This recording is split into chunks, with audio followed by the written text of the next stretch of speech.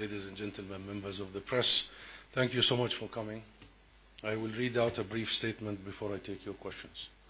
First, let me be very clear. We reject the targeting of civilians by anyone. Everyone should be treated with dignity and respect. And international law and international humanitarian law must be upheld and respected by all. We also need some perspective here. What we're seeing right now is not a war on Hamas, but a war on the Palestinian people. The forced mass expulsion of 1 million people, the indiscriminate war and bombings of civilian infrastructure, schools, medical centers, homes, markets, and the prevention of the supply of water, food, fuel, electricity, and medicine from reaching Gaza have already taken a terrible toll. Official numbers this morning find more than 2,850 Palestinians killed in Gaza and the West Bank,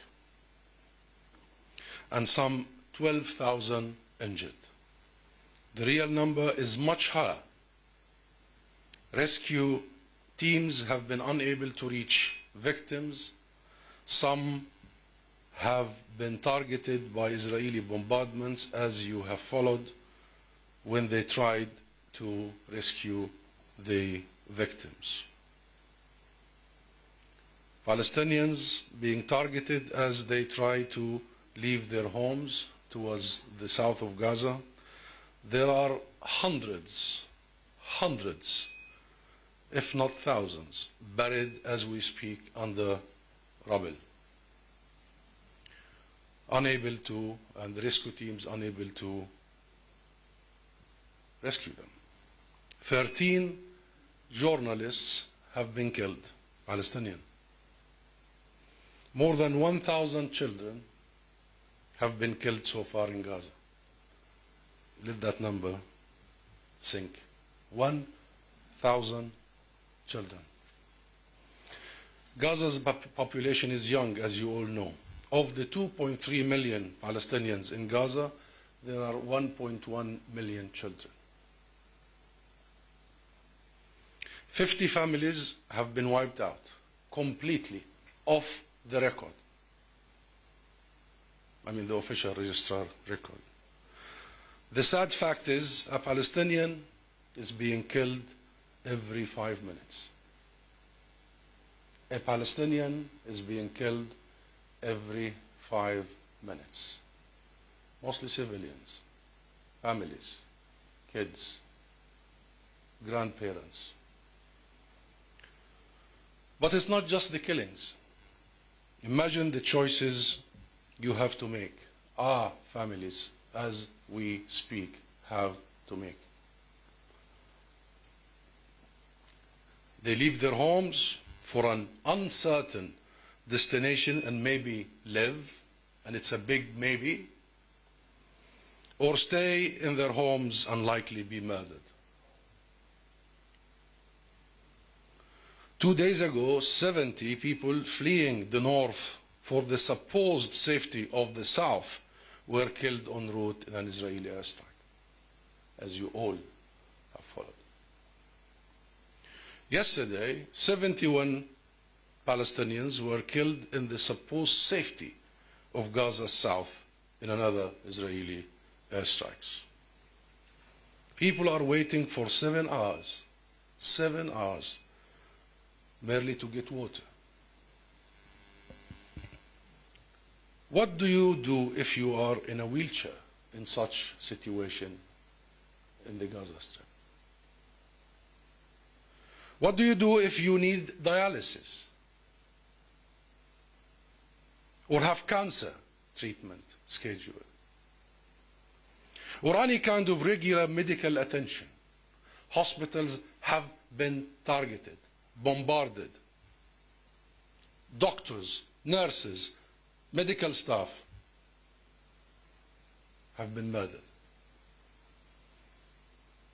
Even the dead aren't protected. Even the dead aren't protected. Bodies have been stored in ice cream vans because morgues are overwhelmed and overflowing. Mass graves have been dug. What Israel is doing amounts to clear collective punishment, and all of the above are acts of war crimes and crimes against humanity. But what we need urgently right now is an immediate ceasefire. We need humanitarian corridors to bring the aid now. Bring the medicine, food and water to people. We reject completely, we reject the population transfer of our people in Gaza and the attempted of that transfer mass expulsion towards Egypt. We will not allow another round of mass ethnic cleansing in Palestine. We will not allow for a second Nakba. We need a serious and enforced commitment to international law, international humanitarian law, and the rules of war as embodied in the Geneva Conventions. Otherwise, we will see more mass killings on our hands and more refugees, destitute and homeless. History is repeating itself. We also need, and this is a message for you, my dear friends, members of the press, we all need context. We need context. Snapshot press and media and politics has contributed to where we are today. We always need context. This did not start on the 7th of October. This year alone, more than 200 Palestinians were killed in the occupied West Bank before the 7th of October, making 2023 the deadliest year in the occupied West Bank since 2005. There have been years of settler violence, settler militias that included an arson attack that killed a child and his parents. And you all watched the massive attack on Hawara by settler militias recently, near Nablus, Hawara, running amok, burning shops, homes. Human rights organizations have concluded that Israel is operating an apartheid system in occupied territory, with settlers and the occupied Palestinian population living under separate legal systems, including Amnesty International here in the UK, the Human Rights Watch, Israeli human rights organizations like B'Tselem, and numerous Palestinian human rights organizations. There have been 16 years of misery in Gaza. Context is crucial. 16 years of utter misery since Israel blockaded the Strip in 2007, leaving people largely unable to leave, and the area deprived of basic materials, construction, and what have you, and other very necessary items that have caused poverty and unemployment to spike. Both poverty and unemployment in Gaza run at near 50%. And the United Nations calculates that the siege has cost Gaza's economy some $17 billion. The blockade has not only undermined civilian infrastructure from the area's only power station to sewage pipes, by the way, but undermined hopes for any future, as a generation was born and grew up while living in a cage. cage. The Oslo Accords were signed 30 years ago this year by us, by the Palestine Liberation Organization, the PLO. We committed 30 years ago to recognizing Israel, to committing to negotiations and non-violence, and to committing to international resolutions and international legitimacy. And we remain, until this very day, committed to these very three principles. But Israel has used these 3 decades not to set the stage for a two-state outcome, but to undermine it.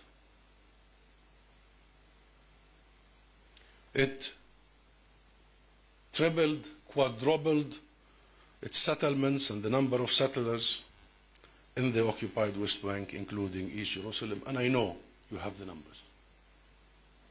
There have been 56 years of occupation, of military occupation. It is 75 years since Palestinians were ethnically cleansed from our homeland during the Nakba of 1947-49, including my own grandparents and parents.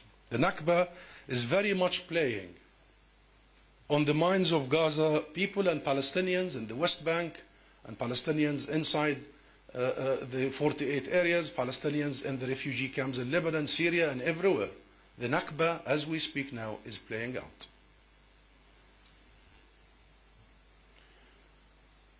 Overwhelmingly, the descendants of those who were displaced in 1948 are watching, descendants of refugees, as they contemplate whether to accept to leave their homes or not.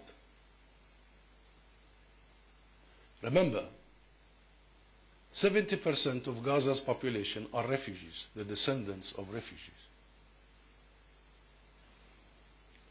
Let's remember, none of these refugees that left in 1948 were ever allowed to return to their homes and lands, and properties and farms, including my own family.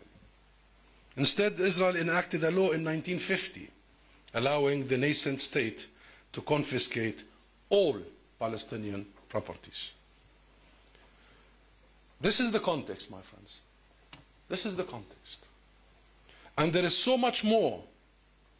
If you think Israel is justified in seeking revenge for what happened on the 6th of October, then please consider what Palestinians have been enduring for 100 years and more, during which they have never had a single day of freedom and self-determination. What we need right now is not revenge, but justice. Not war, but peace. We need to move forward, not backward. We need to be courageous, wise, and protect ourselves with international rules and values, with our shared universal values. We also look to the world to address the root causes of the Palestine issue. The denial of Palestinian human rights, legal, political, for a century. Israel's ever-deepening occupation of Palestinian land and the continued plight of 6 million Palestinian refugees scattered all over must be addressed. And we look to you, the media, to provide the proper context.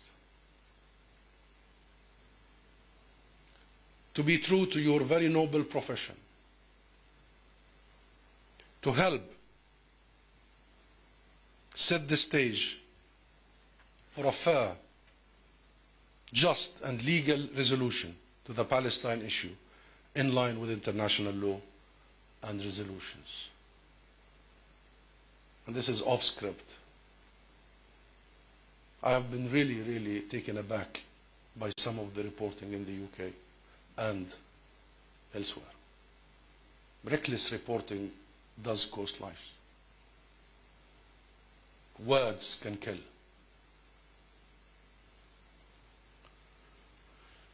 So it is time, my friends, we reached a political solution. It is time we implement, not negotiate, we implement international resolutions, UN Security Council resolutions.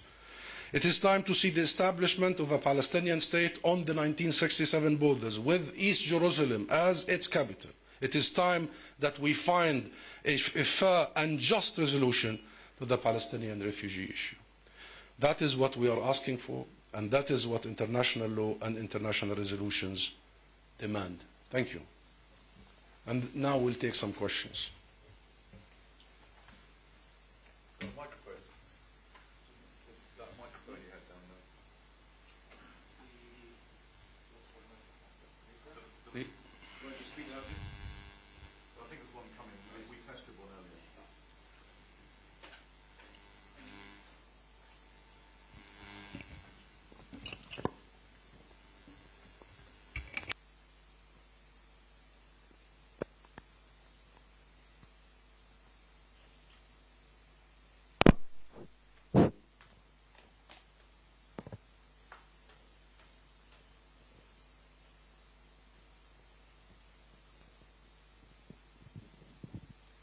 Thank you very much, James Landale at the BBC. Two questions, please. One is, what is your assessment of the British government's response to this crisis and the conflict? And secondly, can you give us your assessment of the tensions, of the violence within the West Bank at the moment, and how confident you and the PA are of keeping a lid on some of that violence? Thank you.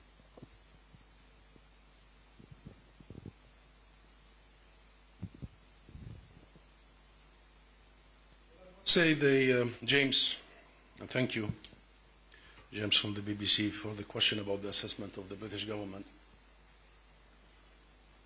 I must say, the first week the government was off balance, completely, totally, utterly off balance. Statements could have been interpreted by the most extreme government in the history of Israel as a license and a green light to simply commit massacres and do as they wish. And in a government that has a person like Smotrich, who publicly publishes his ideology and his policies of giving the Palestinian people three choices: either they accept to live slaves in their own homeland, or they leave en masse, and the third option, they will be killed. With such a person who is the finance minister, you don't give any wrong indicators, or you watch your language as international actors. You make sure that they will not interpret it in any way or form. With such a person in the government who handles security, national security, Ben-Gvir, who has been in the last few days busy handing out machine guns to Israeli civilians, we must be very responsible. But I am really glad, maybe glad is not the word, relieved to see the beginning of change in the UK official statements. I've heard the Prime Minister yesterday saying that with full respect to international law and international humanitarian law, he should have said that minute one of the situation. That should not have been difficult for a Prime Minister of a country that has founded the post-World War II global-based order. The first General Assembly of the United Nations did not convene in New York. It was here in London. You contributed to creating this system, and therefore, at least, we hope it's not too late to stress the significance of rules. The situation in the West Bank, very acute, very acute. And James, there is no security solution to this. There is no military solution to this. Our biggest concern now is the provocations and the attacks by settlers, and they are going everywhere, and they are shooting without any accountability. Many have lost their lives. I counted some in the West Bank. Our eyes are on Jerusalem, and you know Jerusalem is the most sensitive spot of the Palestinian national mood, if I may. We expect provocations there. And provocations did happen already. Therefore, our role as Palestinian government is to provide protection for our people. This is our utmost priority. In Gaza, We want to immediately stop the aggression and the atrocities and the bombardments. We want a ceasefire, and we are working with all our international partners to do so here in the UK. I have had many meetings with senior ministers, officials, and what have you, and my colleagues all over the world are doing the same. Today, there will be a meeting with the US Secretary of State later this evening and the Palestinian leadership. And tomorrow there will be a meeting between President Abbas and President Biden. So efforts are tailored towards that. But in the discussion, we also want to make sure that our people in the West Bank and in Gaza and everywhere else are protected.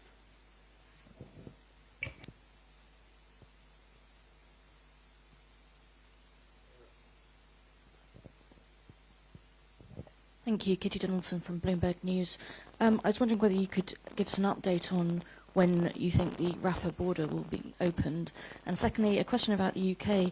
There's been an uptick in both anti-Semitic violence and Islamophobic violence. What do you say to people who are agitating in the UK, and have you got any reassurance for members of your community? Egypt has requested from day one the opening of Rafah crossing. Egypt has humanitarian convoys ready, waiting at the crossing, as you all know. But Israel has been denying that request until this very moment.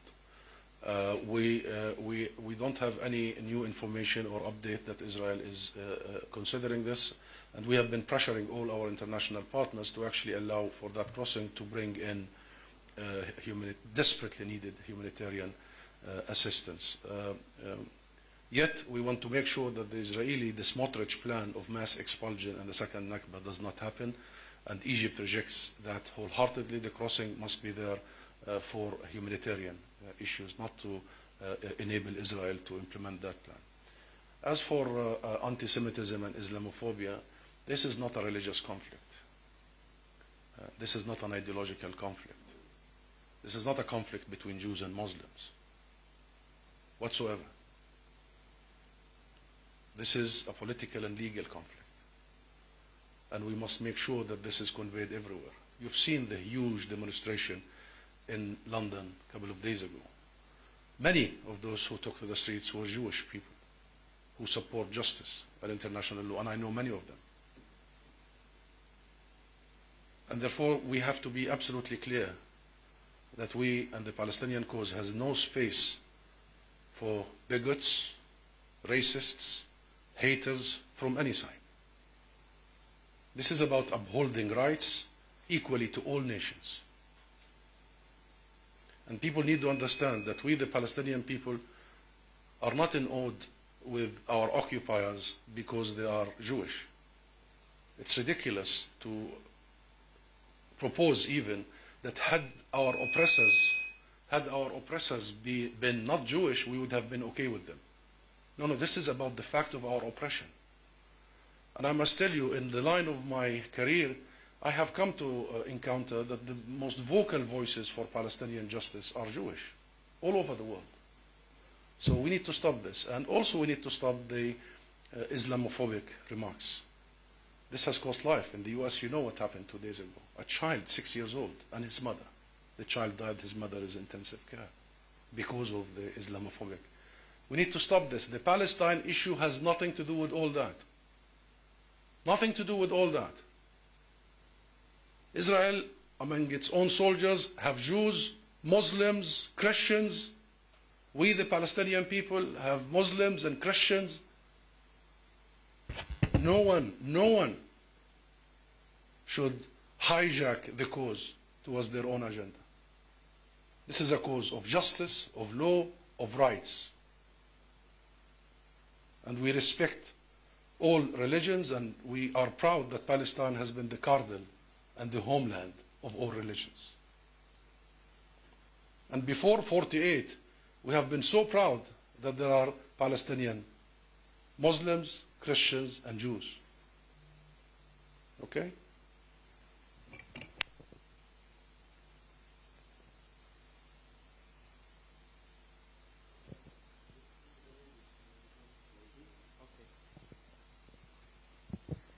I'm Jo Crawford from Times Radio. In terms of the hospitals in North Gaza at the moment, if there is an Israeli offensive, what will it mean in terms of trying to get humanitarian aid to those hospitals? Do you know how many people are still working in those hospitals or being treated in those hospitals?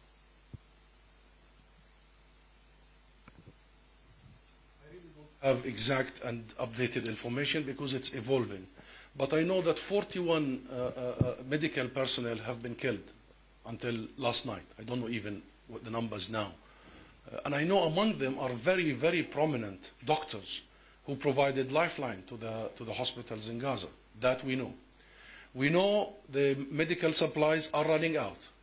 We know that generators, because electricity is out, you know, there's a blackout in Gaza.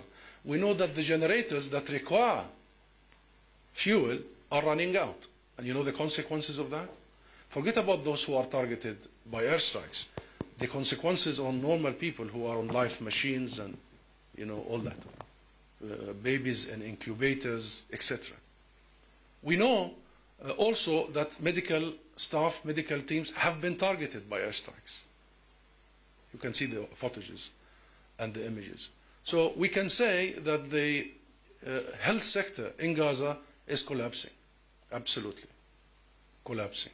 And if we don't do, and please follow the WHO, follow the international organizations, they have been warning of an imminent, complete collapse of the health sector.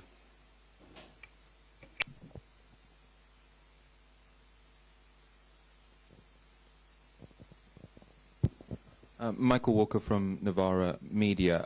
You've suggested that commentary from UK politicians has shifted over the past week. I mean, it hasn't shifted that much, though. So government representatives and representatives for the opposition this morning refused to say that there was a humanitarian crisis in Gaza. Both of them said there was a looming humanitarian crisis or a potential humanitarian crisis. So I wanted to get you to respond to that.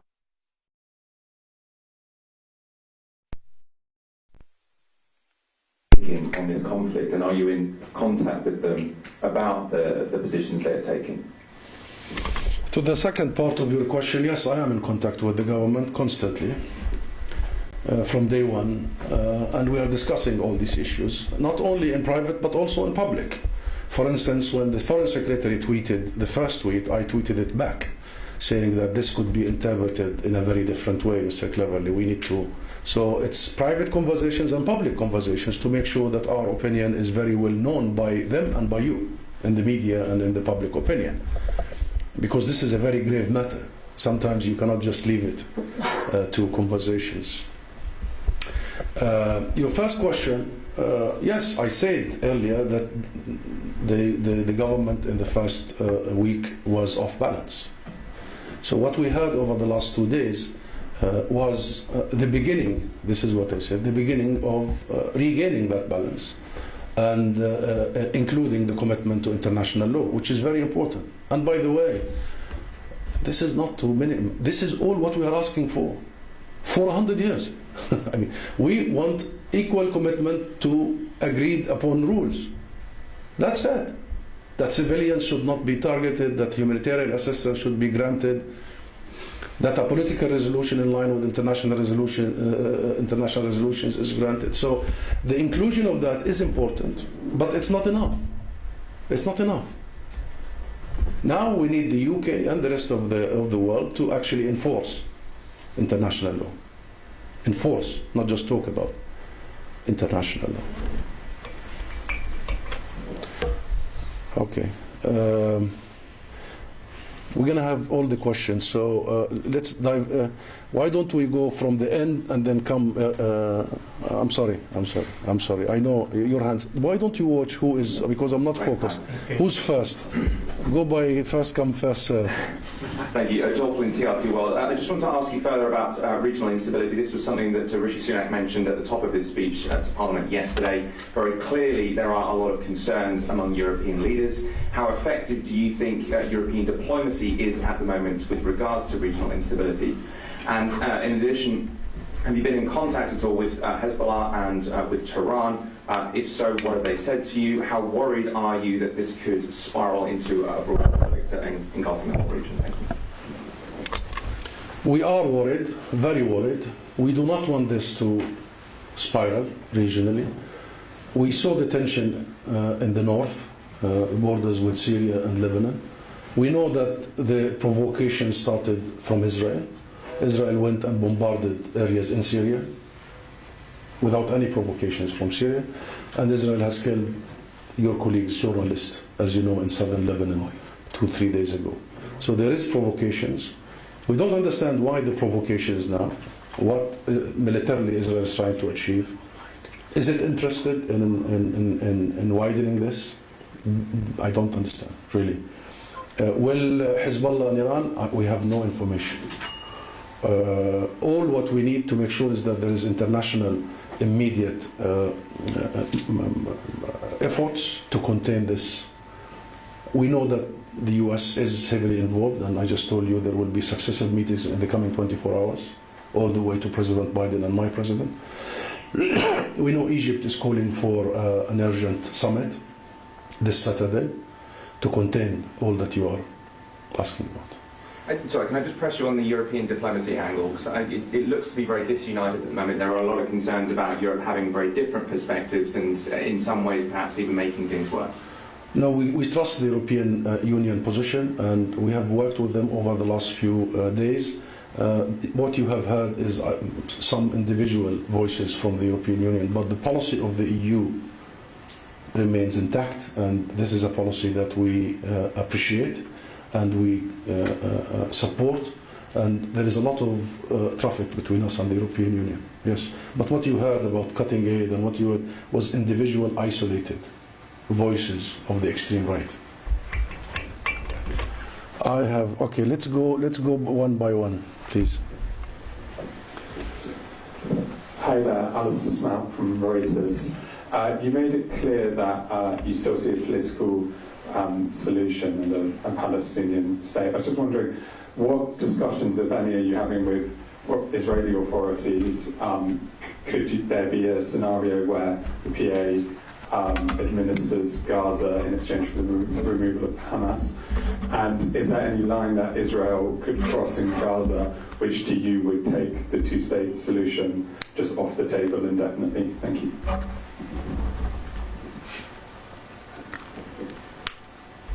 Let's be clear here. Gaza was under occupation, so this is very important.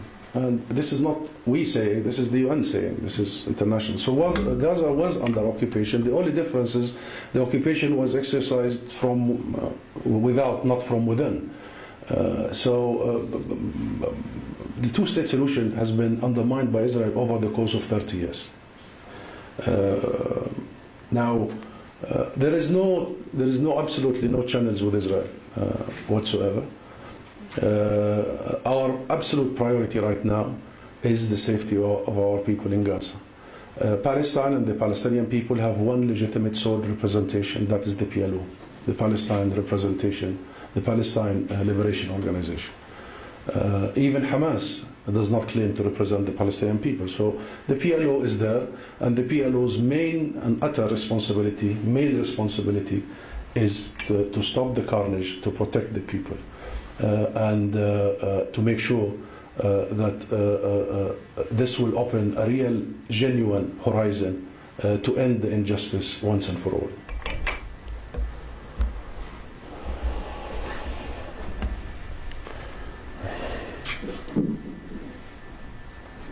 From Anadolu.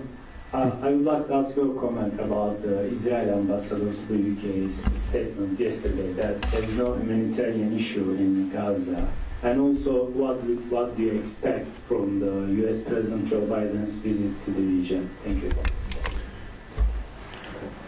Well, the Israeli propaganda has been ongoing for a long time, and that was part of it. Other Israeli senior officials said many other lies. I was on BBC Sunday morning show, and I heard their spokesman saying that no hospitals have been targeted and no hospitals will be targeted, and I had to call it out live on air. The issue is with you and with the media. How do we challenge this? How do we stop this? Because you have the numbers, you have the evidence, you have the people on the ground. Don't let this pass without challenging, really. So an Israeli ambassador to the UK said there is no humanitarian crisis. when 1 million people are asked to be forced out of their homes without electricity, food, medicine, is not a humanitarian crisis. When rockets and bombs are literally landing on their heads and families are being wiped out, is not a humanitarian crisis, then what is it? What is? So it's the media that need to. And I must say, you know, the first few days I was completely disheartened to see that the media has set a very wrong tone. Very wrong tone. You know, of my own experience, it all starts with the media, and then everybody else is stuck in that frame, in that paradigm. Words and terminology are crucial. From the beginning, Israel, from the first minute, Israel wanted to link the Palestinian people to Hamas, and then link Hamas to ISIS, i.e., linking ISIS to what? To the Palestinian people. When you all know ISIS is a group of criminals, mercenaries, who came from all over the world for a non-political madness. It's nothing to do with us and the Palestinian issue. But why all that linkage? That linkage is to justify the war of ethnic cleansing against our people. So please, please, please, be careful. Pay attention. All what we need you to do is to be true to your great profession.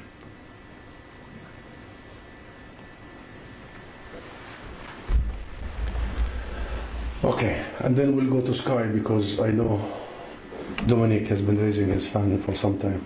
Thank you. Leonard Topic, TNT Radio. What do you say to those members of the political profession and the media who choose to attribute blame on the basis of the last 10 days rather than the last 75 years? Very problematic, very problematic, very problematic, really. And you have seen the interviews. I know you're referring to the interviews. You know our position. I've just said. And this position is not the last 7 days. This position has been there for 30 years. We really do believe that the way forward is via diplomatic, political, and legal means. We mean it, and we do it. These are not words, these are deeds. But our issue, my issue and our issue with this whole logic by the media about the condemnation, for instance, is that the reason why they are asking is not because they don't know that you really do condemn in your heart and in your practice. It's to immediately frame you as the aggressor. That's it. Once you are there, then the rest is details, because then you are just defending it. And once you do that with the lack of symmetry, of course, targeting civilians must be condemned, is condemned by all sides, especially the side that has been at the brunt of this for 100 years. My own grandparents were forced out of their homes. I have lost family in the last, I know the price of losing civilians and not being protected. Those, I mean the civilians.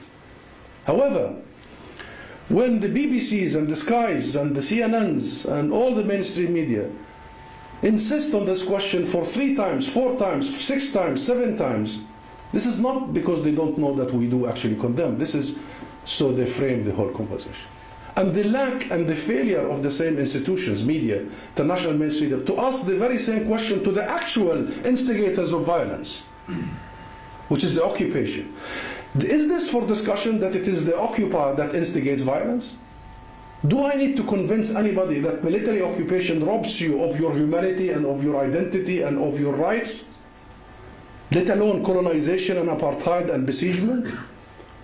And then in all these interviews, Israeli spokespeople, ministers, officials, what have you, are never asked that question. Why? Why? Tell you why. Because some in the international media are so adamant in portraying the Palestinian people in an apolitical, ahistorical snapshot. Let's catch this. And I said it on all these interviews. Did you invite me when 200 Palestinian innocent people were killed by militias in the West Bank? Why do you always invite me when the snapshot suits your narrative? Suits the frame that you want to vote for us? Suits the box you want to box us in? We belong to a very historic civilization, culture, a culture of coexistence, a culture of acceptance, a culture of peace. Historically, look at our record. We have lived together from all faiths for millennia. My and our teachings refuse to target civilians. We are brought this way to protect civilians. So the conversation is put upside down. And we will not allow for this to happen anymore. Sky. Thank you, Ambassador. Can I ask you about the regional stability issue? We seem to be at a very dangerous moment, with Iran warning of preemptive action, 2 US carrier groups in the area, Israel planning God knows what in Gaza. You've been a diplomat in the region for a long time. So you put in perspective, we've seen so many dangerous moments come and go in the region, but historically, in perspective, how dangerous is this moment, you think, compared to others we've had in the past? And how worried are you about the war expanding? Very, very. Out of 10, 9. Very worried. And very worried because of the underestimation of the effect of what is happening on people. Dominic, on people. Not just movements and organizations and groups and arms and militias and all that, and states and non-state sector. On people. I am worried. I am worried about community cohesion and relations everywhere in the world. Because I don't see that international leadership that will cuddle and hug all of us equally and cool things down. But I'm hoping that the serious, round-the-clock efforts will succeed to contain this. But the last week was absolutely alarming. I'm sincerely hoping that we will see some change in that attitude starting from today and tomorrow.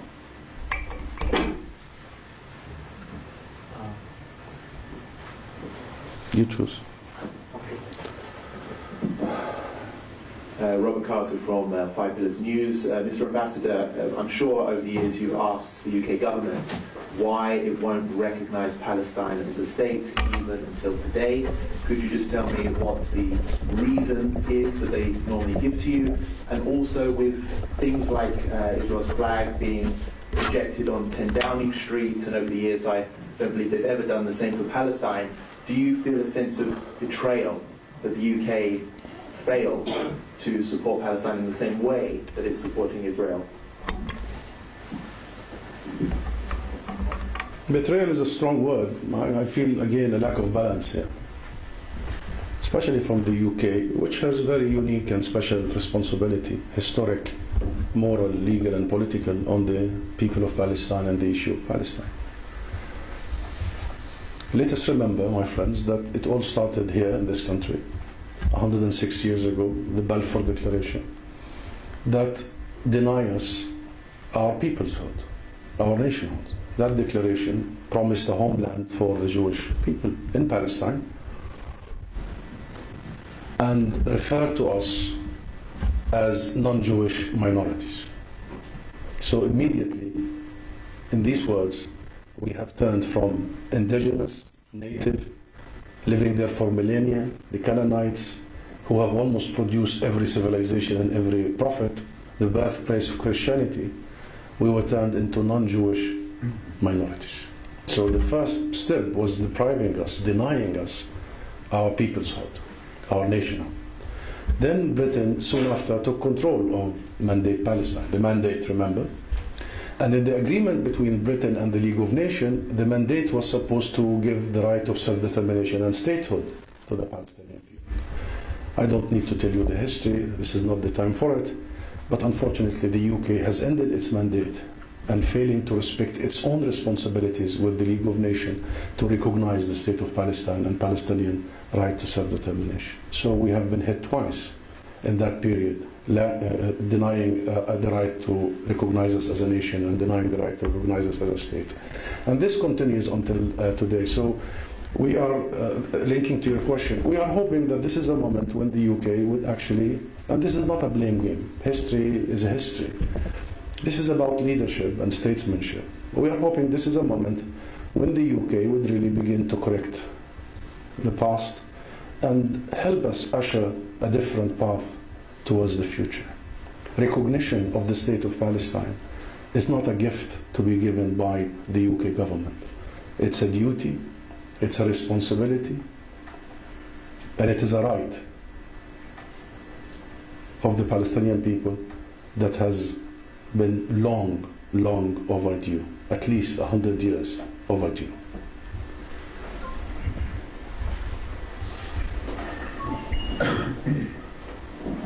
Thank you. Helen Hodnot from LBC. The Israeli ambassador appeared on LBC this morning and said that Hamas is creating propaganda. She referred to the attack that you referred to over the weekend, which killed about 70 people, and said that that was a fabrication and that the visuals were fabricated by Hamas. I was just wondering if you think that Hamas is also creating propaganda.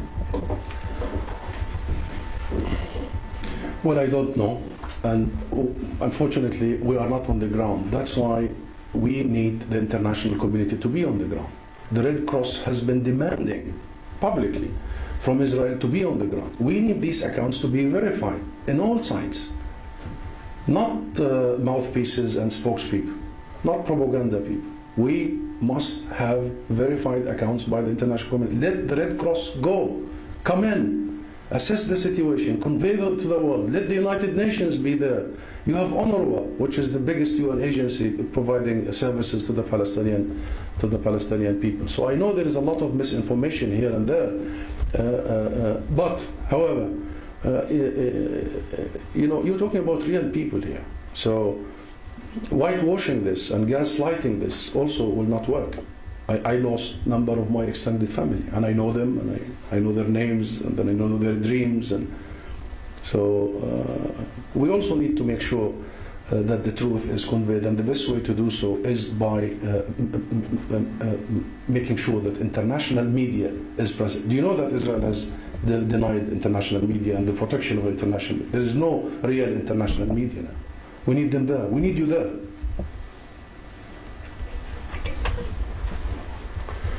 Okay, maybe we should take the last 3 questions, please. Hi, Alex Morris from the Middle East Monitor. You were talking about misinformation. I just wanted to get your take and delve a bit deeper into that.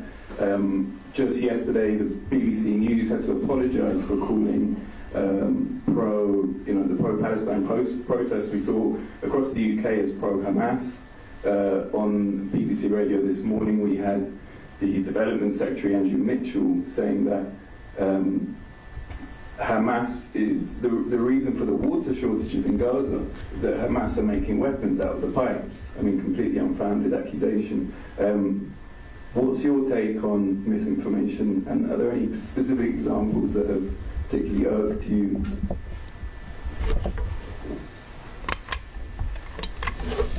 Well, there is a lot of examples, and I'm not so sure if this is the time to talk about it, but there is a lot of misinformation. And the UK media particularly needs to be more careful, much more careful. And there is a lot of insinuating in some of the covering. Like the headline is about Israeli children being killed, but then the photo on the Times is the Palestinian children that have been bombarded. And what is the image we want to convey? What's exactly the why are you putting Palestinian children when your headline is Israeli children? We need to make sure that press media is there to simply tell the truth. The truth. The truth. Media should not work as political campaigning agencies. And I tell you again, the last week, I was completely and utterly disheartened by the lack of focus, the lack of carefulness. And don't get me started, please.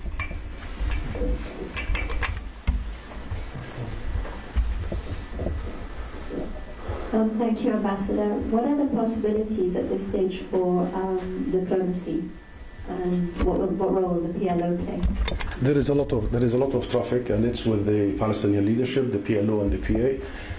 A lot of traffic from regional actors. The Prime Minister Rishi Sunak spoke to my president yesterday. The King of Jordan was here also the day before yesterday.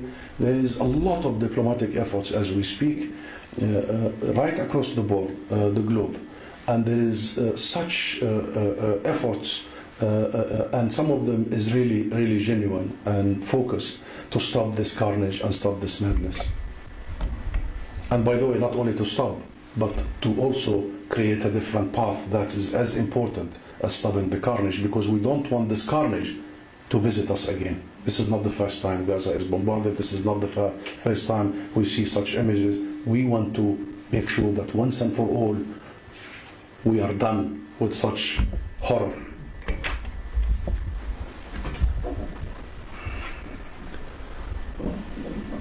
Zuhal Demirci, Anadolu Ajansı, Anadolu Agency, Türkiye.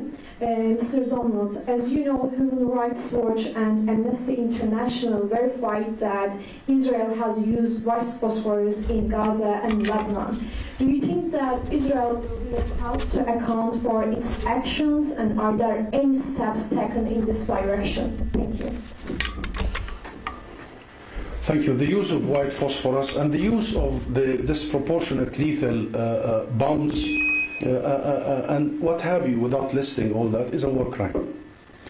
And following your question, may I call on Mr. Karim Khan, the prosecutor of the ICC, to take his job immediately and with responsibility.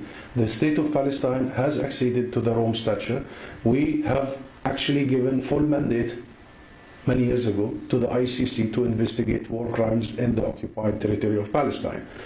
By all sides, investigate war crimes in our occupied territory. This is the time for Karim Khan and for the ICC to investigate the white phosphorus and investigate any crimes that have been committed from all sides.